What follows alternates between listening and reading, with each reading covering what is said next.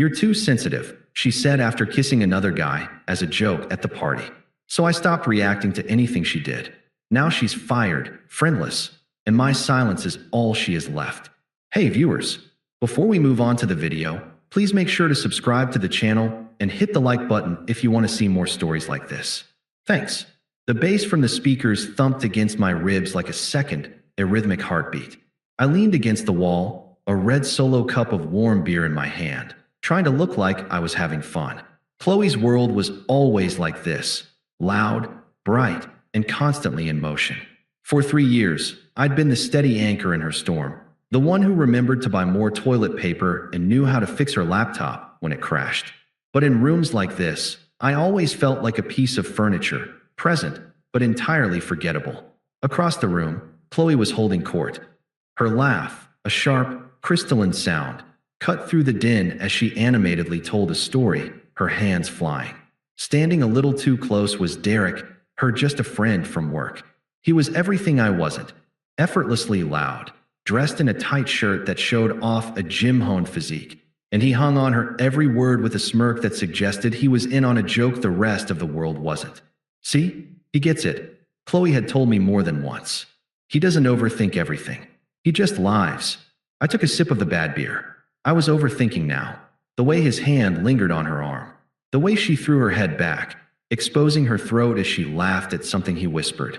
It was a familiar, gnawing feeling in my gut that I'd learned to dismiss as my own insecurity. Don't be so sensitive, Mark. I pushed off the wall and headed for the kitchen, needing a moment of quiet. I dumped the beer in the sink, the suds fizzing out a sad death. As I turned to get some water, I heard a sudden surge of cheers and whistles from the living room. A pit opened in my stomach. I walked back to the doorway and froze. The crowd had formed a half circle. In the center, under the glittering disco ball, Qley was locked in a passionate, theatrical kiss with Derek. It wasn't a peck. It wasn't a joke. It was a full-bodied, hands-in-hair, lost-in-the-moment kiss that seemed to stretch for an eternity.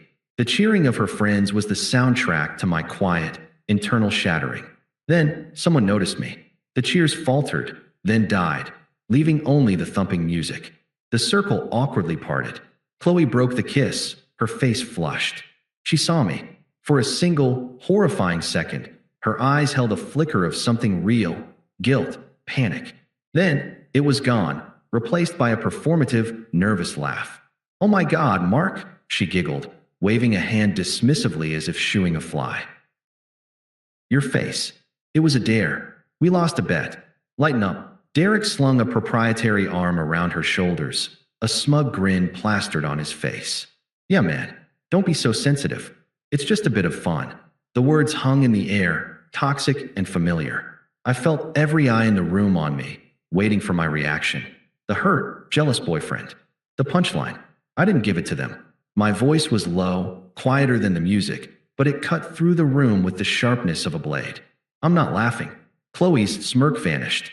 Her eyes, once sparkling with laughter, hardened into chips of ice. She took a step forward, disentangling herself from Derek, her focus now entirely on me, but not in a good way.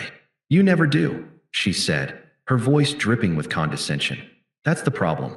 You're always so serious. You're too sensitive. You're killing the vibe and embarrassing me." There it was, the final twist of the knife. My feelings, my very valid, very human reaction to watching my girlfriend cheat on me in public, were now the problem. I was the embarrassment.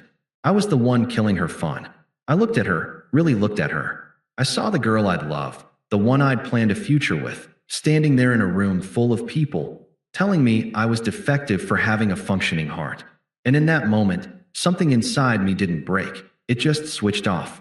I didn't say another word. I turned my back on her, on Derek, on the entire gaping crowd, and walked to the coat closet. I retrieved my jacket with steady hands, slid it on, and walked out the front door into the cool, quiet night. The silence was a blessing. The drive home was conducted in a vacuum. I didn't turn on the radio. I didn't scream. I just drove, my mind perfectly, terrifyingly blank. I was sitting on our living room couch in the dark when she got home hours later. The only light came from the street lamp outside, painting long, skeletal shadows across the floor. I heard her key fumble in the lock. her steps unsteady as she kicked off her heels. "Mark," she called out, her voice slurry from drink. "Are you sulking in the dark like a vampire?" She flipped the light switch, blinking in the sudden brightness. She was still riding the high from the party, defensive and ready for a fight. She expected tears. She expected yelling. She was prepared to win an argument about my fragility. I just sat there, looking at her. "Are you seriously still on about this?" she sighed, dropping her purse on the floor with a thud. "It was nothing. You are blowing this so far out of proportion it's insane." I remained silent, my hands resting on my knees. "Calm. See? This is what I'm talking about," she exploded, gesturing wildly. "The silent treatment. So childish. You're so insecure. I can't walk on eggshells around my own friends. Derek is just a fun guy. He doesn't overanalyze everything like you do." I finally spoke, my voice even and devoid of all emotion. "Was the tongue part of the bet too?" She stared at me, her mouth slightly agape. My calmness was throwing her script. "What is that supposed to mean? What do you want me to do, Mark? Grovel?" "It was a joke. You're right," I said. A triumphant, vindicated look flashed across her face. "Finally, you see, you shouldn't have to walk on eggshells," I continued, cutting her off. "And I shouldn't have to explain why watching my girlfriend kiss another man is hurtful. This isn't a negotiation about my feelings. They're not wrong." The triumph on her face curdled into confusion, then frustration. "So what? You're breaking up with me over a joke? You're that fragile?" I didn't answer. I stood up, and for a second, I saw a flicker of fear in her eyes. She thought I might hit her, or finally break down. Instead, I walked past her, down the hall to the spare bedroom, and closed the door. The soft, definitive click of the latch was louder than any scream. The conversation was over. The relationship was over. Inside the room, the composure held. I didn't cry. I didn't punch the wall. I took out my phone. My thumb hovered over her name in my contacts. Every fiber of my being, every sensitive part she had mocked, screamed to text her, to beg, to try and make her understand the pain. My fingers trembled as I typed out a furious, heartbroken paragraph. "How could you? I love you. Was it all a lie?" The words were a hot, messy torrent of everything I was feeling. And then I read them. I saw the desperate, pleading man in those words. The man she would call too sensitive. I took a deep, shuddering breath. And I deleted the message. Every single word. I watched the cursor blink on an empty screen. It was the first victory. The next morning, I moved with a methodical silence that seemed to unnerve Qley more than any shouting ever could. She hovered in the doorway of the bedroom as I packed, her arms crossed, her expression a volatile mix of anger and confusion. "You're really leaving? Over this?" she repeated, her voice laced with incredulity. "You're going to throw away 3 years because you can't take a joke?" I didn't look at her. I folded a sweater, placed it in the suitcase, and reached for another. The rhythm of the task, fold, place, reach, was a meditation. It kept the void at bay. "You're being crazy," she pressed, her voice rising. "You need to get over this." I finally zipped the suitcase closed and stood it upright. I looked at her then, and I saw the flicker of panic in her eyes as she registered the emptiness in mine. There was no love, no hate, no conflict. It was just nothing. "The lease is in your name," I said, my tone as flat and factual as a news report. "I've paid my share through the end of the month. My lawyer will be in touch about the few shared assets." I walked past her, rolling the suitcase behind me. I didn't look back. I didn't say goodbye. I got in my car and drove to Leo's apartment, where my friend had already made up the couch without asking a single question. I blocked Qley's number. I deleted her from all social media. I became a ghost. The first week was the hardest. The silence I had cultivated around myself began to feel suffocating. One evening, at Leo's sink, I was washing a coffee mug she'd bought me as a joke gift. It read, "World's okayest boyfriend." A memory flashed, unbidden, her laughing as she gave it to me pretending to be offended, then her kissing me and saying, "I'm kidding, you're the best." The memory was so vivid, so warm, that it felt like a physical blow. A single, hot tear escaped and traced a path down my cheek, dripping into the soapy water. I quickly wiped my face with my sleeve, my jaw tight. This was the sensitivity she'd mocked. This was the part of me that had to die. But I didn't want it to die. I just needed to transmute it. I remembered the old woodworking tools gathering dust in my parents' garage. It was a hobby I'd loved in high school, one Qley had ridiculed. "It's so slow," she'd said once, watching me fix a chair. "And messy. All that sawdust. Don't you have better things to do?" I didn't anymore. I rented a small, sunlit unit in an industrial complex, a workshop. The first time I stepped inside, the smell of fresh pine and sawdust was like a balm. I bought a rough slab of walnut, its grain a beautiful, chaotic map. I started with hand tools, the rhythmic scraping of the plane, the gentle tap-tap-tap of the chisel. There was no room for overthinking here. The wood would tell you what it needed. It demanded patience. It demanded respect. My hands, which had felt so useless holding that red Solo cup, now became instruments of creation. Sawdust coated my arms and clung to my sweat. It was a purposeful mess. For hours at a time, the only sound was the whisper of the sander and the focus of my own breathing. The swirling, chaotic thoughts in my head began to settle, matching the smooth, polished surface of the wood. I wasn't just building a coffee table. I was building a new foundation for myself, piece by piece, shaving away the soft, wounded parts until something hard and beautiful emerged. Meanwhile, in my absence, Chloe's world began to rot from the inside out. At work, still reeling from my silent departure, she became reckless. She was chasing the high she'd lost, trying to prove to Derek and her remaining friends that she was still the fun, vibrant queen of her domain. They were pitching for the Anderson account, a massive, traditional family-owned business. It was the kind of client that could make a career. I knew this because she'd complained about them for weeks. "They're so stuffy, Mark," she'd moaned. "The son, the one taking over, is a total dinosaur. No vision. You have to handle them with kid gloves." I told her then handle them with kid gloves. Don't try to force your disruptive ideas on them. Listen, she'd rolled her eyes. Don't be so sensitive. It's just corporate politics. Now, in a bar after work, trying to impress Derek and a few colleagues, she let her guard down. Flushed with cocktails and the need to be the center of attention, she started to gossip. "The Anderson presentation is in the bag," she boasted, leaning into Derek. "The old man is senile, and the son is a pushover. We're going to pitch the rebel campaign. They'll hate it, but we'll talk them into it. They don't have a choice. We have all the data." She then divulged a key piece of their strategy, a confidential pricing model and a perceived weakness in the Anderson family's internal dynamics that they planned to exploit. It was the kind of insider information that was not just unprofessional, but dangerously so. She dismissed the worried look from a junior colleague with a wave. "Relax. It's just industry gossip. Don't be so sensitive." Derek, who saw everything as a game, repeated the juicy details to a friend at a rival firm, bragging about his girlfriend's inside track.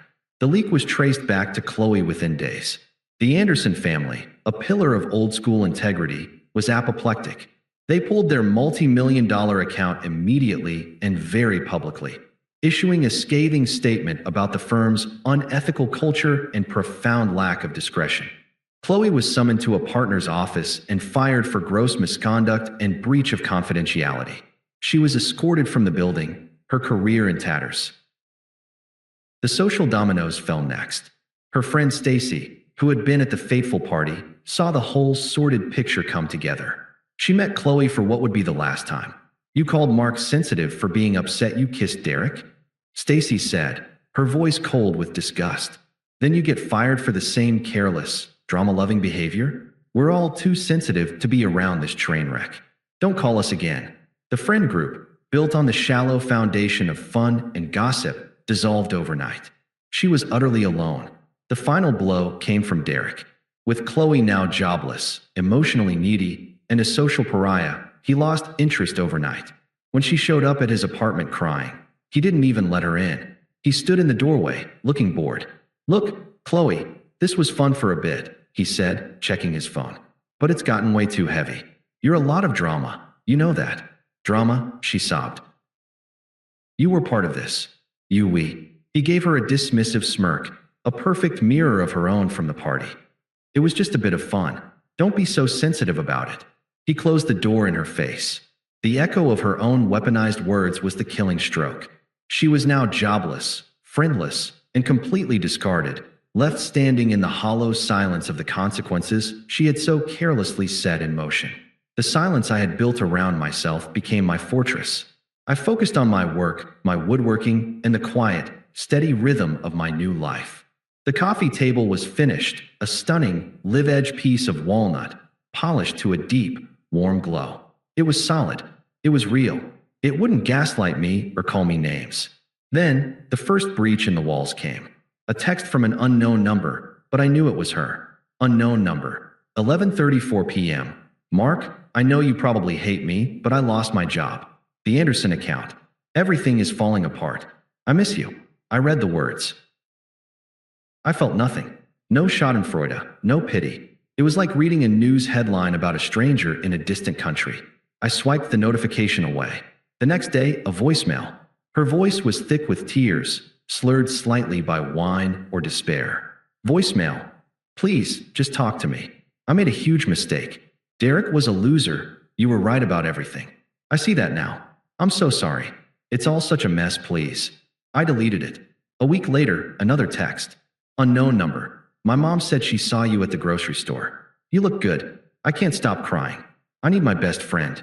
The audacity of that phrase, my best friend, after she had eviscerated me in public, almost sparked a reaction. Almost. I took a deep breath and visualized the grain of the walnut, the smooth, unyielding surface. I did not respond. Then, her flying monkey arrived. Stacy, her enabler-in-chief. Stacy. Hey Mark, I know what she did was messed up, but she's really suffering. Can't you find it in your heart to forgive her? She's learned her lesson. This time, I did reply. It was the only response any of them would get. I typed out a single, unambiguous sentence. Mark, do not contact me again. The silence that followed was brief, and it was the calm before the storm. The real Qley, the one hidden beneath the performative tears, finally emerged. The text came in a rapid, furious volley. Unknown number. Fine. I get it. Unknown number. You're just a cold, heartless bastard. Unknown number. You're happy about this, aren't you? You're enjoying watching me suffer. Unknown number. You're just using this as an excuse because you're too weak to handle a real woman with a personality. There they were. Her true colors, blazing in high-definition fury. She wasn't sorry for what she did. She was sorry she was facing consequences. I wasn't a person to her. I was an audience for her performance, and I had committed the ultimate sin of walking out of the theater. I screenshotted the messages, saved them in a folder labeled Closure, and blocked the number. The fortress walls were now impenetrable. The invitation to Leo's gallery opening was a welcome distraction. It was a small, sophisticated affair for a local sculptor he represented. The air was clean, smelling of white wine and stone dust, a world away from sticky floors and cheap beer. I stood with Sarah, the landscape architect I'd been seeing for a few months. We'd met at a park where I was sketching furniture ideas. She was studying the topography for a project. She was quiet, observant, and her eyes held a deep, intelligent calm. She was appreciating a bronze sculpture, her finger gently tracing the line of its form in the air. It's the artist's sensitivity to the material I love, she was saying to me. He's not forcing it. He's collaborating with it. I smiled. It was a real, easy smile. I know exactly what you mean.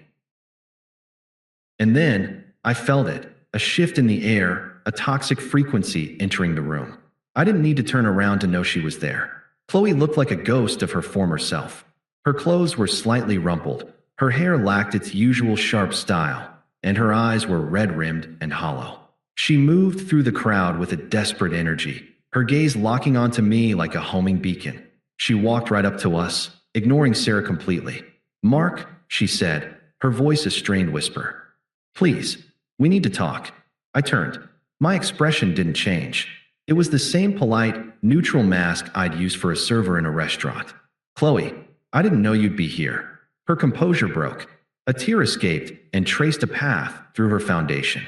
Please, she begged, her voice cracking with a raw, genuine agony I had never heard before. I lost everything. My job, my friends. I was so wrong. I was stupid and cruel, and I destroyed the best thing I ever had. Please, I'm sorry. I'm so sorry.